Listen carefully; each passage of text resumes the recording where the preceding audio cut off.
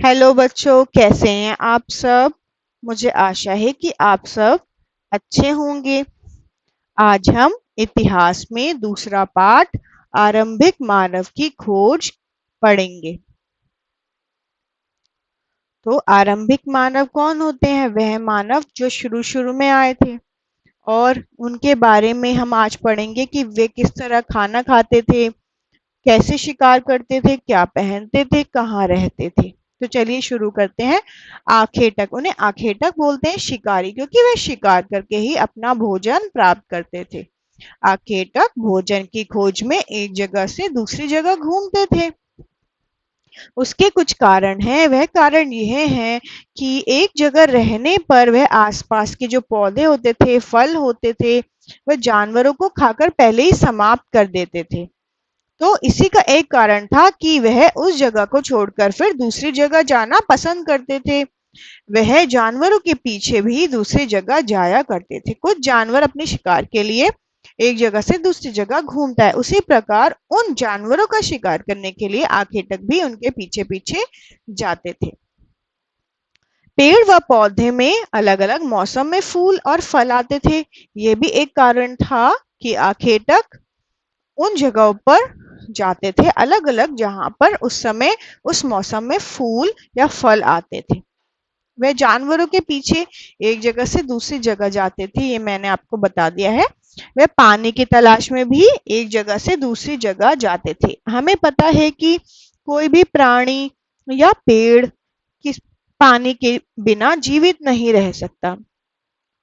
पानी झील, झरनों और नदियों में मिलता है। कुछ नदियां कभी सूख जाती हैं, जैसे कि झील कभी सूख जाती है।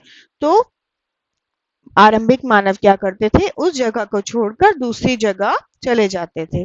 और जब उन झीलों में बारिश की बाद पानी आता था तो वे उस जगह वापस आ जाते थे। तो ये कुछ कारण है आरंभिक मानव के एक जगह से दूसरी जगह जाने के। भोजन के कारण, भोजन के लिए वे एक जगह से दूसरी जगह जाते थे। अब हमें आरंभिक मानव की जानकारी कैसे मिलती है? हमें आरंभिक मानव की जानकारी पुराने लकड़ी, हड्डियों व पत्थरों के औजारों से मिलती है। जी हाँ, औजार वह बनाते थे हड्डियों से, जानवरों की हड्डियों से, पत्थरों से, पुरानी लकड़ियों से, पेड़ की लकड़ियों से वह औजार बनाते थे। अब आप पूछोगे वे औजार क्यों बनाते थे? वे औजार इसलिए बनाते थे क्योंकि उनको लकड़ियां काटनी होती थी, उनके पास कुछ और चीज नहीं उपलब्ध थी उस समय, इसलिए वे औजार बनाते थे। कपड़े सिलते थे। वे कपड़े किस प्रकार के होते थे? वे जानवरों की खाल से अपने लिए कपड़े बनाते थे। आज की तरह कोई जीन्स पैंट ऐसे कपड़े नहीं होते थे। पहले समय में जानवरों की खाल से कपड़े बनाते थे, उनको सिलते थे। और कुछ जड़ें, खाने योग्य जड़ों को खोदने के लिए, बहुत सारी चीजों को करने के लिए उनको औजारों की जरूरत होती थी। पुरास्थल उस स्थान को कहते हैं जहां पर पुराने बर्तन, औजार, कुछ ऐसे अवशेष मिले हैं जिनसे आरंभिक मानव के बारे में पता चला है। तो आरंभिक मानव के बारे में कैसे जानकारी मिली हमें? एक तो औजारों से, और वो औजार कहाँ मिले हैं? पुरास्थलों में, ऐसे स्थान जहाँ पर बर्तन हो गए, औजार हो गए, कुछ ऐसी वस्तुएं हो गई जो कि उनसे हमें पता चला कि हाँ, यहाँ पे आरंभिक मानव रहते थे, अवशेषों से। ठीक है। उद्योग स्थल क्या होता है बच्चों? जहां लोग पत्थरों के औजार बनाते थे, उस जगह को, उस स्थल को उद्योग स्थल कहते हैं। लेकिन कभी कभी ऐसा होता था, वह लोग पत्थर बनाते बनाते काफी लंबे समय तक उस जगह पर ही रहते थे। मान लीजिए साल 2 साल वह उसी जगह पे टिके रहते थे, वहीं रहते थे, सोते थे, औजार बनाते थे, वहीं सारी चीजें करते थे। तो उस जगह को आवासीय उद्योग स्थल बोलते हैं। भीमबेटका मध्य प्रदेश में है। ये भी एक गुफा है जो कि आवासीय पुरास्थल का एक उदाहरण है। औजारों का निर्माण किस प्रकार होता था? औजारों का निर्माण दो प्रकार से होता था। एक तो पत्थरों को पत्थरों से टकराकर, और दूसरा दबाव शल्क तकनीक से। दबाव शल्क यानी कि एक स्थिर जगह पर एक क्रोड को रख दिया जाता था, एक पत्थर को रख दिया जाता था, उस पर एक हड्डी या कोई दूसरा पत्थर रख दिया जाता था और एक अलग हथौड़ी नुमा पत्थर से, एक अलग पत्थर से उस पत्थर को पीटा जाता था, मारा जाता था, उस पर एक नया औजार बनाया जाता था। आग की खोज। आग की खोज कुरनूल गुफा में, यानी कि आंध्र प्रदेश में एक गुफा है कुरनूल गुफा, वहां पर राख के साक्ष्य मिले हैं। माफ कीजिए, ये रख नहीं है, राख है। राख के साक्ष्य मिले हैं, अवशेष मिले हैं। इसका मतलब यह है कि आरंभिक जो लोग थे वह आग जलाना सीख गए थे। आग का इस्तेमाल वह कई कार्यों के लिए करते थे, जैसे कि प्रकाश के लिए करते होंगे, खाना पकाने के लिए, मांस पकाने के लिए, और जो खतरनाक जानवर हैं उनको भगाने के लिए भी वे आग का इस्तेमाल करते थे। इसका मतलब वे आग का इस्तेमाल करना भी जान गए थे। अब ये जो हमारा काल है जिसके बारे में हम पढ़ रहे हैं, जो हमारे पुरातत्वविद होते हैं, उन्होंने इसके अलग-अलग नाम रखे हैं। उन्होंने इनको 3 भागों में बताया है। पहला भाग उन्होंने आरंभिक काल जिसको बोला है पूरा पाषाण, यानी कि प्राचीन पत्थर।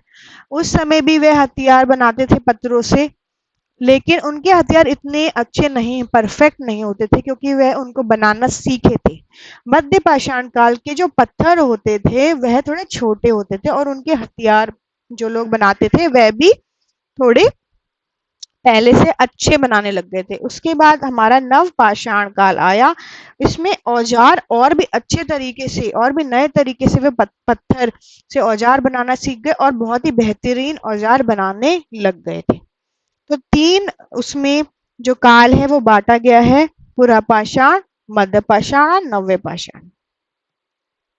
चलिए आगे बढ़ते हैं।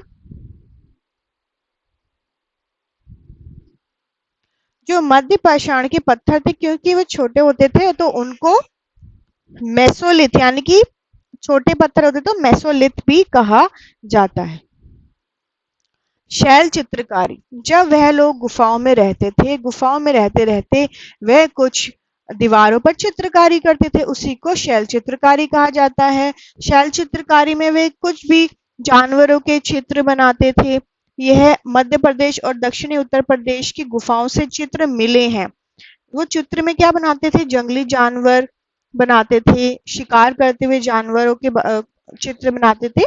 तो ये सब मिले हैं। बच्चों एक बात और, महाराष्ट्र के पटनेपुरा स्थल में शुतुरमुर्ग के अंडे भी गुफाओं में मिले हैं। इसका मतलब शुतुरमुर्ग भी होते थे उस समय में।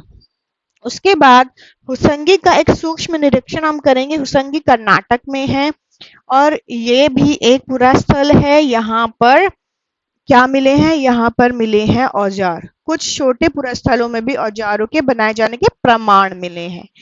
इनमें से कुछ पुरास्थल झरने जो होते थे उनके निकट थे और ज्यादातर जो औजार इन लोगों ने बनाए हैं हुसंगी कर्नाटक में वह चूना पत्थरों से बनाए थे। तो ये चैप्टर यहाँ पे खत्म होता है, दूसरा पार्ट हिस्ट्री का, इतिहास का। और आई होप आपको समझ आ गया होगा कि मानव, जो आरंभिक मानव थे, कहाँ रहते थे, क्या खाते थे, शैल चित्रकारी करते थे, जिन गुफाओं में रहते थे उनको क्या कहा गया है, औजार कैसे औजार बनाते थे, उनके क्या कारण थे एक जगह से दूसरी जगह जाने के, औजार किस तरीके के वो बनाते थे, आवासीय उद्योग स्थल, ये सब मैंने आपको बता दिया। तो मुझे लगता है कि आपको ये जो पाठ है अच्छी तरीके से समझ आ गया होगा। सिर्फ इम्पोर्टेंट पॉइंट्स ही मैं बताती हूँ जो कि चैप्टर में दिए हैं। तो अगर आपको मेरा चैनल, मेरी वीडियो अच्छी लगे तो मेरे चैनल को सब्सक्राइब करें और लाइक करें, कमेंट भी आप कर सकते हैं।